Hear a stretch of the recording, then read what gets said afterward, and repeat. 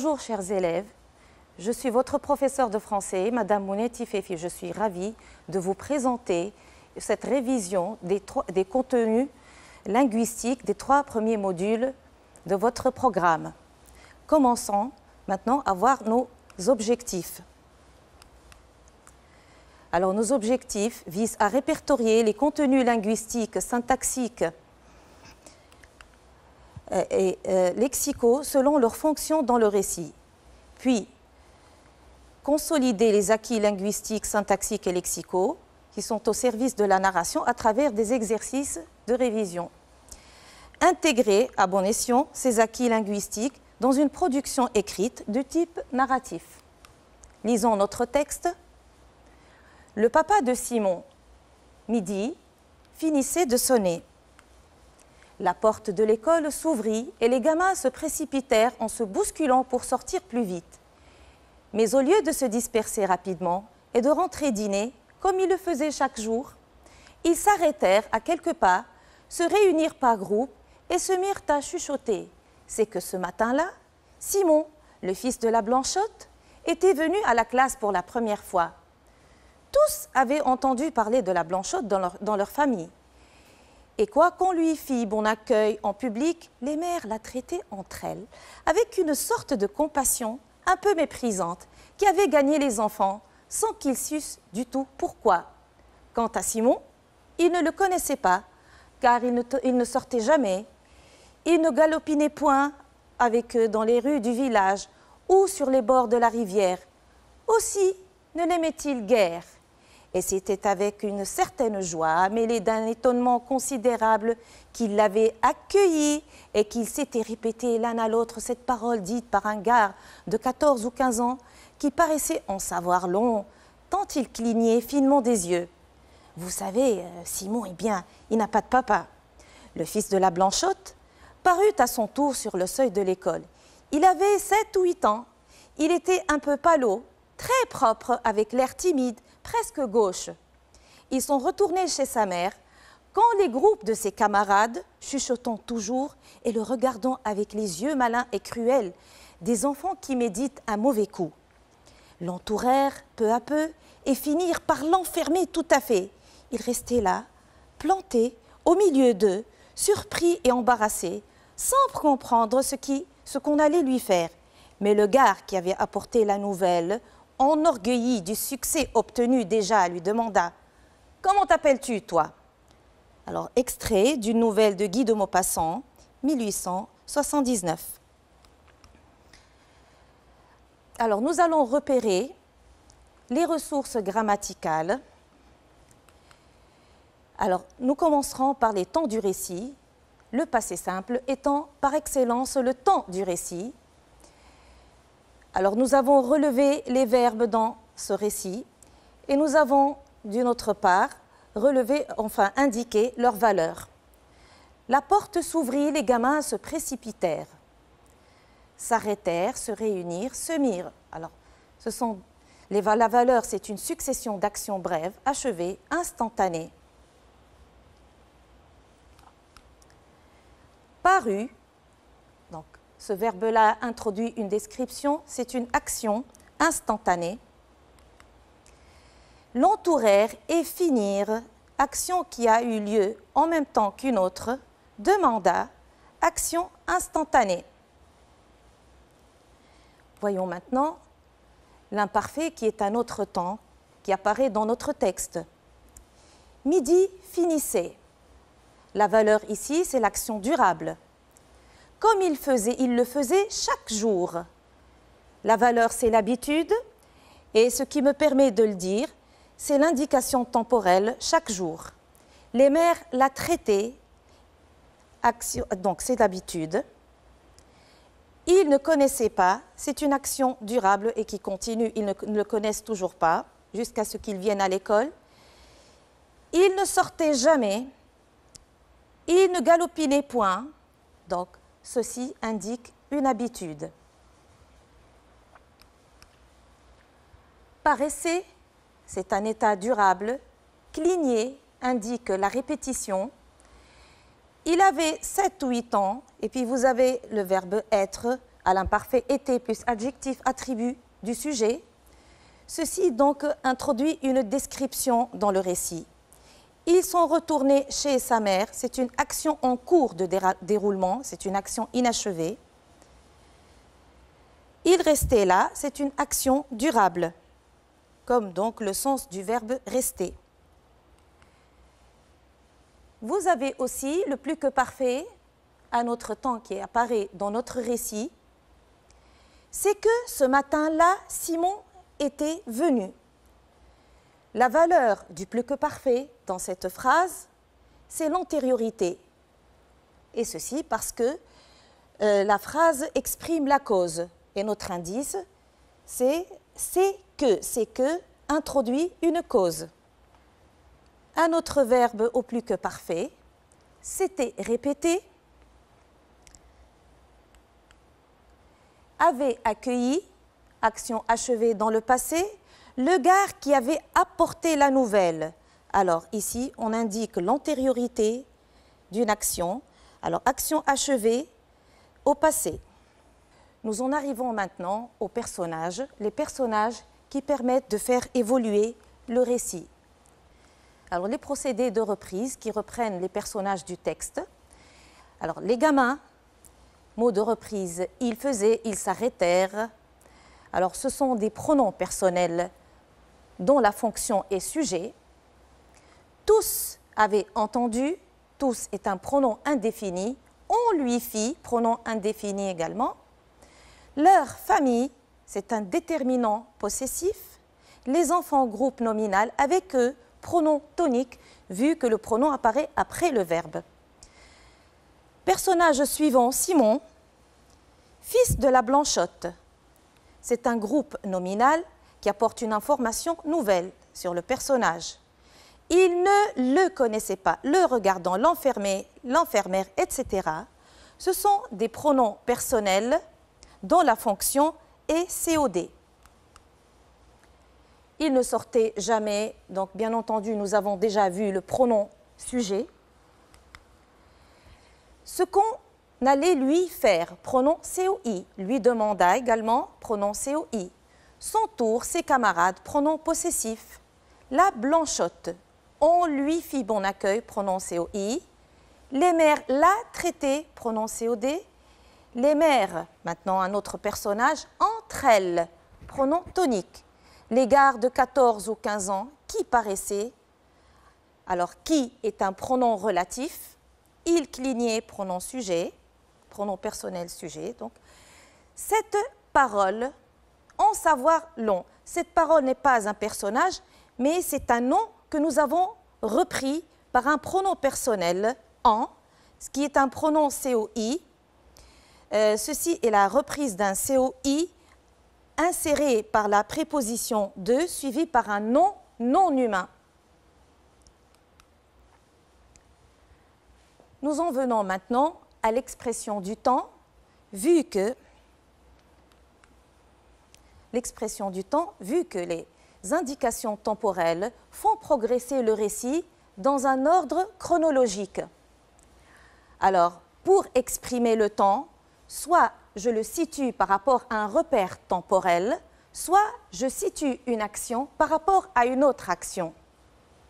Alors, nous avons les compléments circonstanciels de temps que nous avons relevés. Alors, midi, adverbe. Ce matin-là, qui est un groupe nominal, pour la première fois, groupe nominal prépositionnel. Ces trois indications temporelles, avec la différence de leur nature, expriment un sens qui est le moment où l'action a eu lieu. Tandis que chaque jour, GN, groupe nominal, exprime l'habitude. Alors, la proposition subordonnée circonstancielle de temps exprime le temps par le biais dans une phrase complexe. Alors, on exprime ici, on va situer l'action par rapport à une autre action et non plus par rapport à un repère temporel. J'ai relevé la phrase suivante qui est une phrase complexe. Ils sont retournés chez sa mère quand les groupes de ses camarades l'entourèrent peu à peu. je vais situer l'action de la principale par rapport à une autre action qui est l'action de la proposition subordonnée circonstancielle de temps. On appelle ceci un rapport temporel. Je vais voir si l'action de la principale a lieu avant, après ou en même temps que l'action de la subordonnée. Alors dans cette phrase, l'action de la principale a lieu en même temps que l'action de la subordonnée. On appelle ce rapport temporel la simultanéité. Alors par la même occasion, j'ai pu relever des homophones. Alors l'indication temporelle « quand » est un homophone d'un autre mot « quand » qui s'écrit autrement. J'ai relevé les deux phrases où ces deux homophones apparaissent. Ils sont retournés chez sa mère quand les groupes de camarades l'entourèrent peu à peu. Quand ici est une conjonction de subordination qui exprime le temps. Dans la phrase suivante, quant à Simon, il ne le connaissait pas. Quant à, je lui ajoute donc à, cela constitue une locution prépositive plus un nom. Le sens est concernant si je veux parler de. Nous attaquons maintenant notre deuxième phase, qui est celle de la révision et de la consolidation de vos acquis. Alors, je vous ai proposé une série d'exercices. Alors, commençons par la grammaire et l'expression du temps. Complétez les phrases avec l'outil qui exprime le temps qui convient. Le petit Simon rentra chez sa mère. L'école. Les élèves étaient en classe. Sortir à midi. La récréation. Les enfants dérangèrent Simon. Simon est allé en cours. On complète par une indication temporelle. Puis, le début d'une autre phrase, on complète par un autre. Il ne veut plus y retourner. Simon pleura beaucoup. Les autres enfants lui ont pris son goûter. Deuxième exercice, transformer ces phrases simples en phrases complexes en changeant les compléments circonstanciels de temps en propositions circonstancielles de temps. Dès l'apparition de Simon sur le seuil de l'école, les élèves ont commencé à parler de lui. Ses camarades ne le connaissaient pas avant sa venue à l'école ce jour-là. Corrigeons maintenant ces exercices. Complétez les phrases avec l'outil qui exprime le temps qui convient. Alors, le petit Simon rentra chez sa mère après l'école. Alors, nous complétons cette phrase ici par une préposition et nous obtenons donc un groupe prépositionnel. Les élèves étaient en classe avant de sortir à midi. Nous avons complété ici par une locution prépositive suivie par un verbe infinitif, ce qui va constituer un groupe infinitif. Pendant la récréation, les enfants dérangèrent Simon. On a complété par une préposition. Simon est allé en cours hier. Aujourd'hui, il ne veut plus y retourner. J'ai complété par deux adverbes. Il est à noter aussi cette correspondance entre l'indication temporelle et la conjugaison des verbes. Hier correspond au passé composé employé dans la phrase et aujourd'hui correspond au verbe conjugué au présent de l'indicatif dans la phrase. Simon pleura beaucoup quand les autres enfants lui ont pris son goûter. Alors ici, nous avons exprimé le temps dans une phrase complexe et nous avons utilisé donc un subordonnant de temps, une conjonction de subordination. Deuxième exercice. Alors, l'exercice de transformation. Alors, dès l'apparition de Simon va être transformé en « dès que Simon est apparu », je vais transformer « dès » en « dès que ». Le nom qui suit « dès » sera transformé en verbe conjugué. Alors, dès que Simon est apparu sur le seuil de l'école, les élèves ont commencé à parler de lui. Alors, précisons donc par la même occasion le rapport temporel entre les deux propositions de la phrase. La proposition principale et les élèves ont commencé à parler de lui.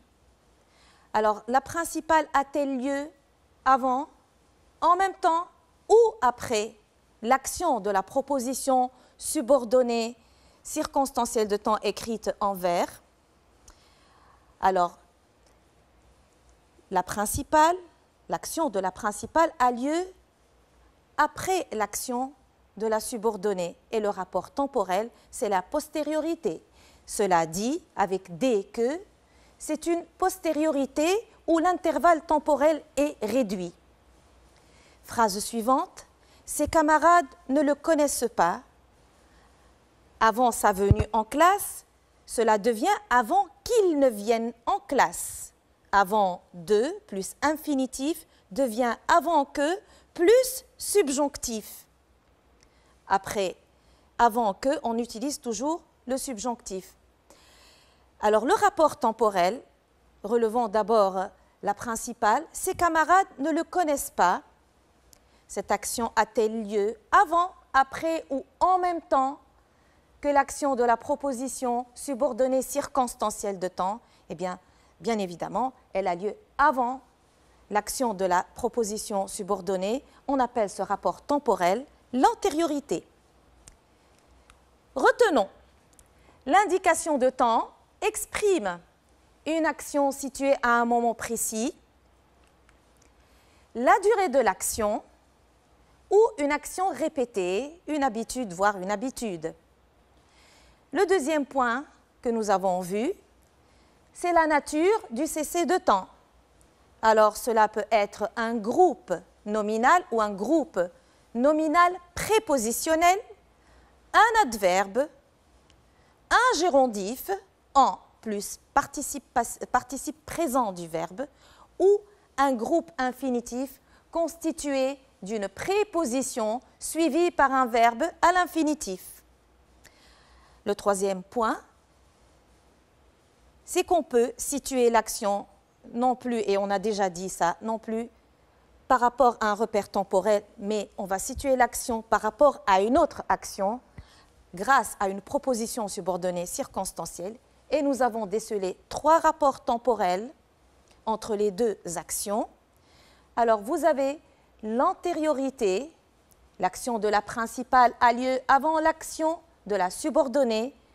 La simultanéité, les 2 actions, celle de la principale et celle de la subordonnée, ont lieu en même temps. La postériorité, l'action de la principale a lieu après l'action de la proposition subordonnée circonstancielle de temps. Alors, orthographe, qui découle un petit peu de la première activité. Quand et quand. Entourer la forme correcte du mot qui convient à la phrase. Tous les enfants ont un papa. Quand au fils de la Blanchotte, il n'en a pas. Ici, j'ai proposé plusieurs possibilités et à vous de choisir la meilleure. Enfin, celle qui convient le mieux. Les enfants ont lâché Simon quand ils l'ont bien frappé. Simon ne savait pas quand, répondant à tous ses élèves, il allait avoir des ennuis. Deuxième exercice, compléter avec l'homophone qu'il faut. La cloche a-t-elle sonné? Les enfants ont maltraité Simon, pensent les mamans. Au père, le sujet ne les concerne pas. Corrigeons ces exercices. Alors, au lieu d'entourer, donc on a écrit en vert. Tous les enfants ont un papa. Quant au fils de la Blanchotte, il n'en a pas. Quand, ça s'écrit avec un T ici, parce que le sens véhiculé, c'est dans le sens où je veux dire concernant le fils de la Blanchotte. Je vais un petit peu comparer les enfants et le fils de la Blanchotte.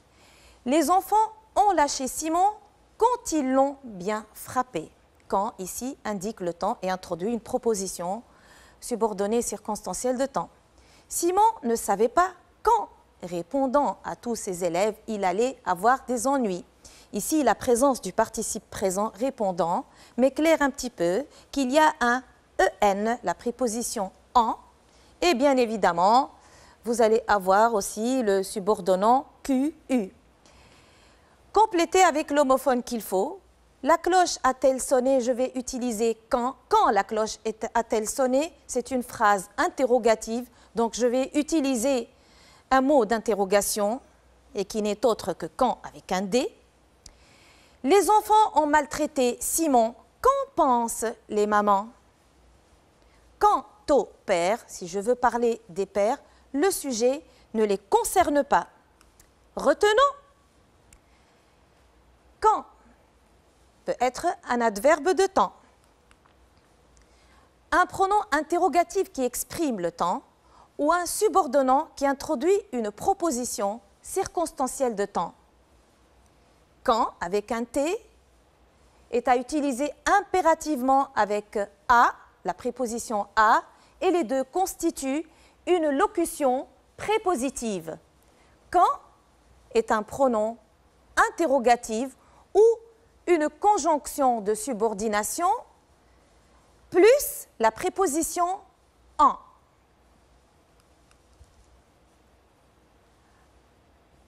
Les procédés de reprise qui reprennent les personnages. Les personnages permettent au récit de progresser.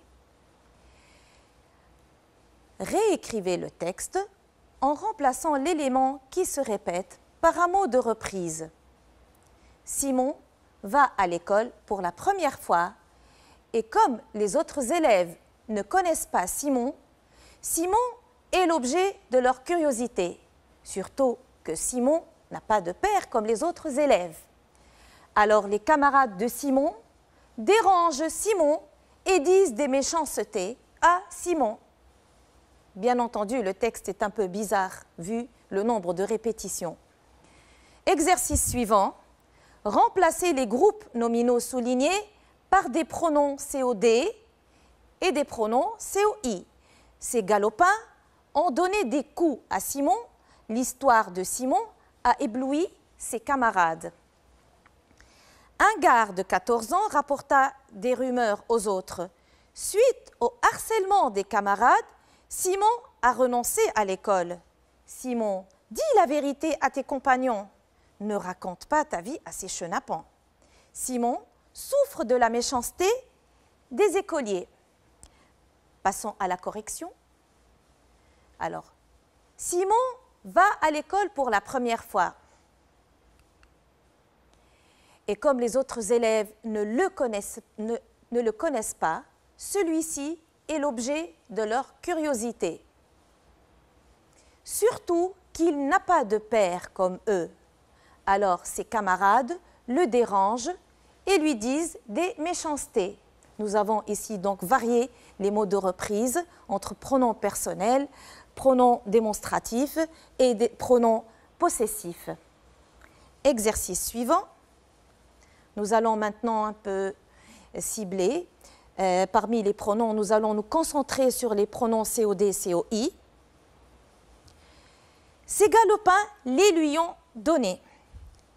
Alors, non seulement nous avons ici remplacé les noms par des pronoms, mais nous remarquons aussi que la place des COD et des COI a changé.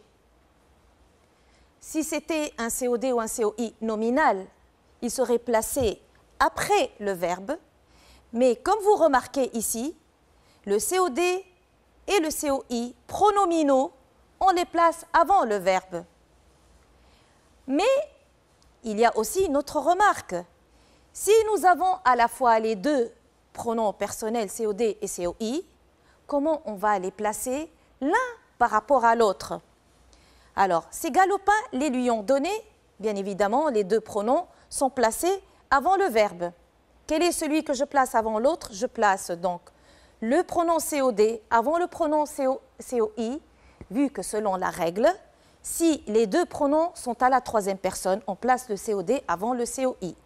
Vous avez sans doute aussi remarqué un S qui apparaît et qui n'existait pas dans l'exercice où il y avait les COD et les COI nominaux. Alors ici, c'est dû à l'accord du participe passé, le verbe est au passé composé, ce S s'accorde avec le COD placé avant le verbe. Phrase suivante. L'histoire de Simon les a éblouis. Alors, on a remplacé les élèves ou les enfants par le pronom COD, les. Un gars de 14 ans les leur rapporta. Encore une fois, nous avons le verbe est doublement transitif. Donc, nous avons un pronom COD et un pronom COI. Suite au harcèlement des camarades, Simon y a renoncé. I remplace à l'école. C'est un pronom COI. Ce pronom-là est la reprise d'un groupe, et la reprise du COI introduit par la préposition à suivi par un nom non humain. Simon, dis-la leur. Tout à l'heure, j'ai dit que les pronoms COD et COI, je devais les placer avant le verbe. Mais ici, je les vois placés après le verbe. Pourquoi? Eh bien, c'est en rapport avec le type de la phrase. C'est une phrase impérative, affirmative. Dans une phrase impérative affirmative, on place les pronoms COD, COI après le verbe et on les appelle pronoms toniques. Ici, nous en avons deux, donc dis-la leur. Phrase suivante, ne la leur raconte pas. Les pronoms COD et COI ici sont placés avant le verbe. Et pourtant, la phrase est une phrase impérative.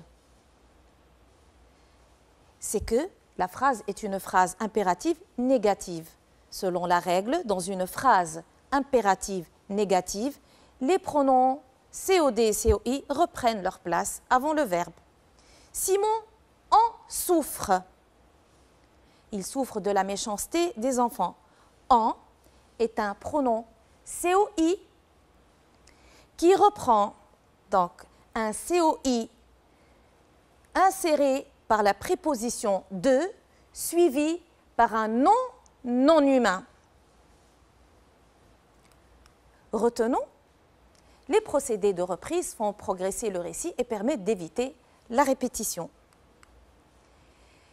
Nous avons donc des reprises nominales et des reprises pronominales. Les reprises nominales sont ou peuvent être un nom commun, un synonyme, un groupe nominal, une périphrase. La périphrase, par exemple, si je dis, au lieu de dire un miroir, je dis le conseiller de ces dames. L'ami de l'homme, pour parler du chien ou du cheval. Alors, ces reprises nominales peuvent donner une information nouvelle sur le personnage. Nous avons aussi des reprises pronominales, comme le pronom possessif, le pronom démonstratif, le pronom relatif et les pronoms personnels sujet, COD, COI, notant parmi les COI qu'il y a Y, qui est la reprise d'un COD inséré par la préposition à plus nom non humain, et le pronom COI en, qui est la reprise d'un COI inséré par la préposition de plus un nom non humain. Maintenant, voyons la place des pronoms personnels. Leur place par rapport au verbe et leur place l'un par rapport à l'autre si jamais nous avons dans une phrase un pronom COD et COI à la fois. Alors, la place par rapport au verbe, généralement, les pronoms COD et COI sont placés avant le verbe.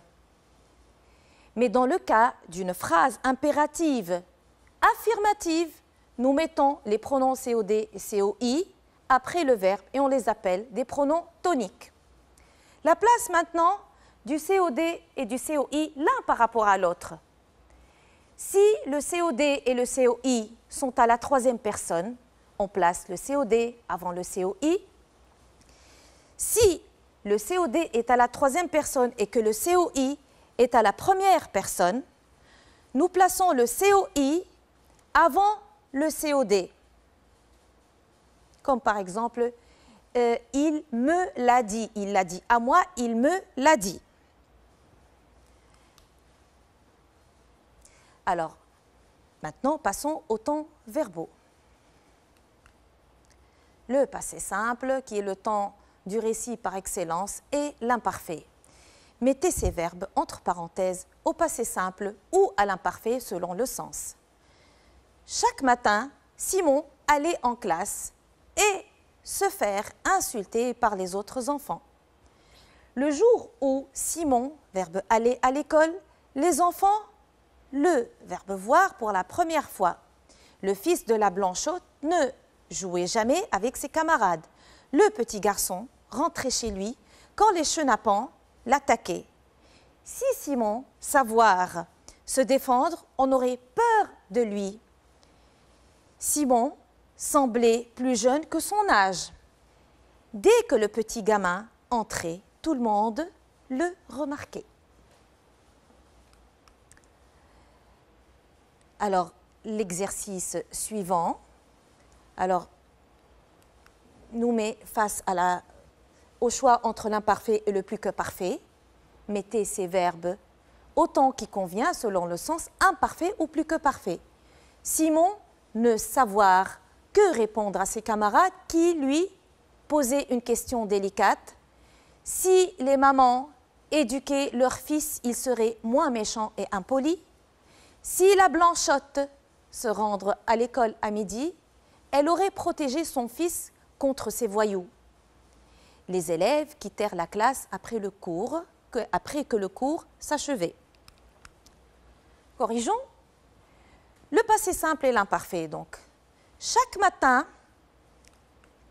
Simon allait en classe et se faisait insulter par les autres enfants. Nous avons utilisé l'imparfait parce que c'est une habitude. Chaque matin me pousse à utiliser l'imparfait parce que cette indication temporelle exprime l'habitude. Le jour où Simon alla à l'école, les enfants le virent pour la première fois. Donc c'est une action instantanée qui a lieu pour la première fois. Elle est achevée. Une fois qu'ils l'ont vue, on ne peut plus retourner en arrière. Ils l'ont vue, c'est une action achevée.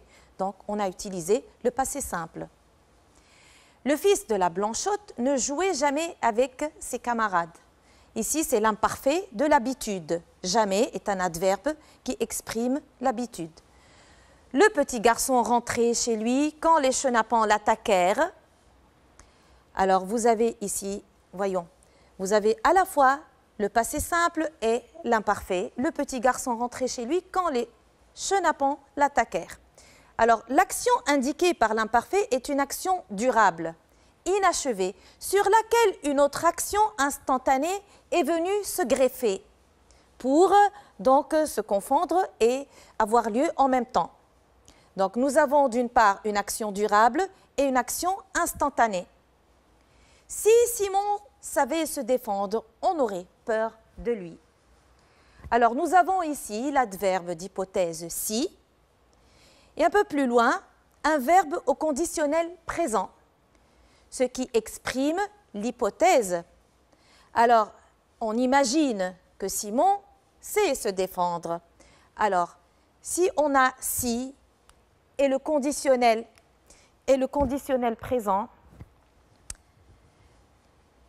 c'est que je dois utiliser l'imparfait. Simon semblait plus jeune que son âge. Ici, c'est un état durable, voire la description par le biais de l'imparfait. Alors, dès que le petit gamin entra, tout le monde le remarqua. Alors, encore une fois, des actions instantanées, achevées, brèves, des actions brèves. L'imparfait est le plus que parfait. Simon ne savait que répondre à ses camarades qui lui avaient posé une question délicate. On utilise ici l'imparfait, c'est une action inachevée, durable, d'ailleurs il ne sait toujours pas que leur répondre, qui lui avait posé une question délicate. Donc avant qu'il ne sache ou qu'il ne sache pas répondre, ils doivent lui avoir posé une question. Donc ici, le plus que parfait exprime l'antériorité. Si les mamans éduquaient leurs fils, il serait moins méchant et impoli. Alors, si, adverbe d'hypothèse, vous avez un peu plus loin le conditionnel présent, donc je dois employer l'imparfait pour exprimer ici, pour exprimer l'hypothèse. Si la Blanchotte s'était rendue à l'école à midi, elle aurait protégé son fils contre ses voyous. Nous avons ici l'adverbe si de l'hypothèse, un peu plus loin, le conditionnel passé. Donc, selon la règle, je dois utiliser le plus que parfait pour exprimer l'irréel du passé. C'est une action sur laquelle je ne pourrai jamais retourner, ni revenir, ni la corriger. Si la Blanchotte s'était rendue à l'école à midi, elle aurait protégé son fils contre ses voyous.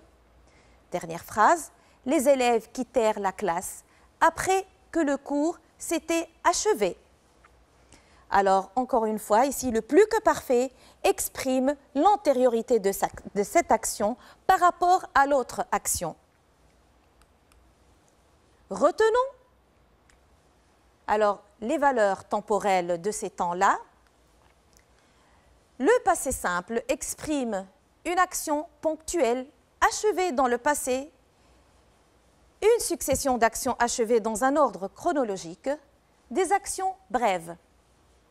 L'imparfait, quant à lui, exprime des actions inachevées et qui sont en cours de déroulement, des actions répétées, une habitude, des actions durables au passé ou un état durable.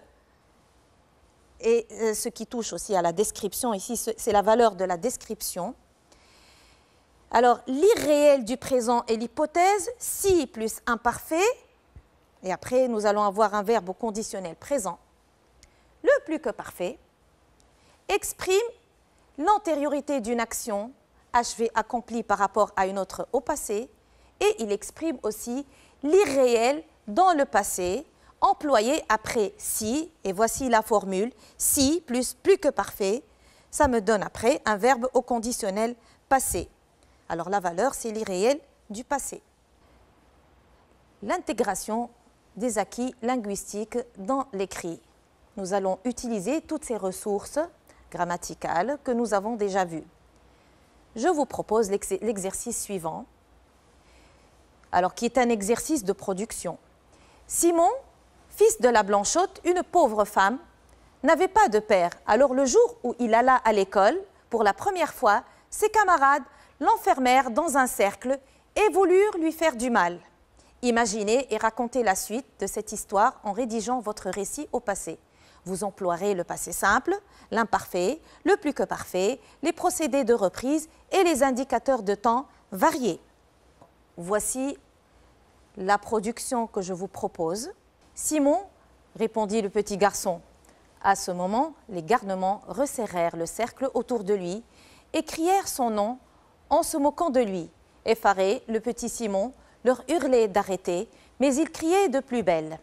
Alors, en colère, il prit une poignée de terre et la jeta au visage du gars qui lui avait demandé son nom.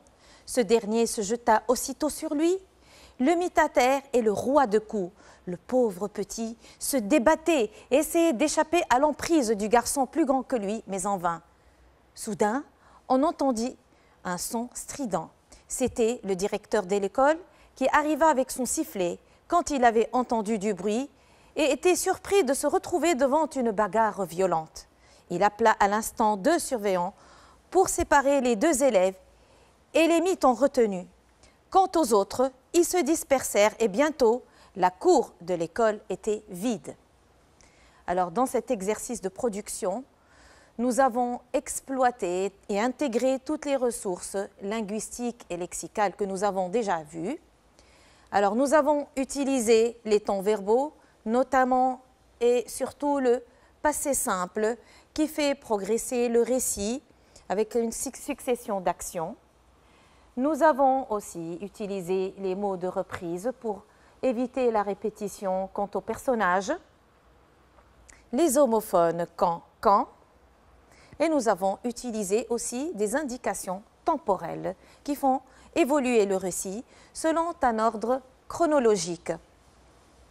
Donc voici notre révision achevée. Je vous remercie pour votre écoute et je remercie mon inspecteur, monsieur Slimi Semi, pour son encadrement pédagogique et je vous souhaite bonne chance.